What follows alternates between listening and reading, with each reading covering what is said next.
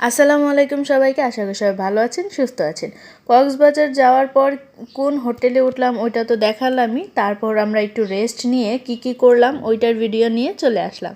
আমরা হোটেলে ওঠার পর একটু ড্রেস চেঞ্জ করে আমরা ডিরেক্ট পানিতে চলে আসি গোসল করার জন্য।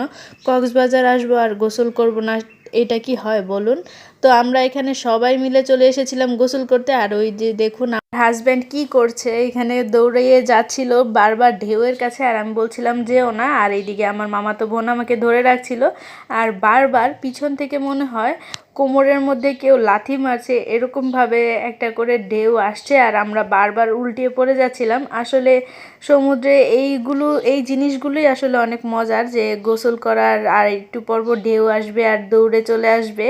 আসলে আমার আম্মু খালামুনি ওরা কেউই গোসল করতে পানিতে কখনোই নামেনি, সহজে নামতেও চায় না, কিন্তু এই ঢেউ দেখে ওরা নিজেরাও সামলাতে পারেনি। তো মাঝখানে আমরা কিছু স্লো মোশন ভিডিও করে নিয়েছিলাম, তারপর গোসল করে তারপর ফ্রেশ হয়ে আবার বিকেলবেলা চলে এসেছিলাম সমুদ্রের পাড়ে এখানে ঘোরাঘুরি করার জন্য আর কিছু কেনাকাটা করার জন্য। হালকা পাতলায় শুটকির বাজারে গিয়েছি, আর মহিলা মানুষ যেহেতু শুটকি কিনবে না তাই কি কখনো হয় বলুন?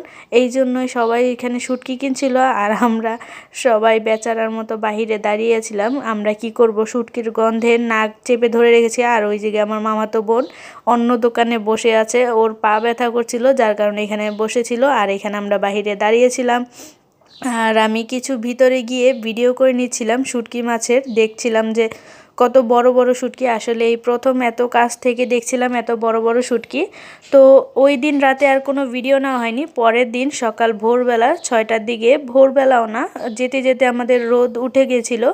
সকালবেলা আমি, আমার মামি আর আমার হাজব্যান্ড মিলে আমরা রওনা দিয়ে দিয়েছিলাম সমুদ্র দেখার জন্য, সকালের পরিবেশটা দেখার জন্য।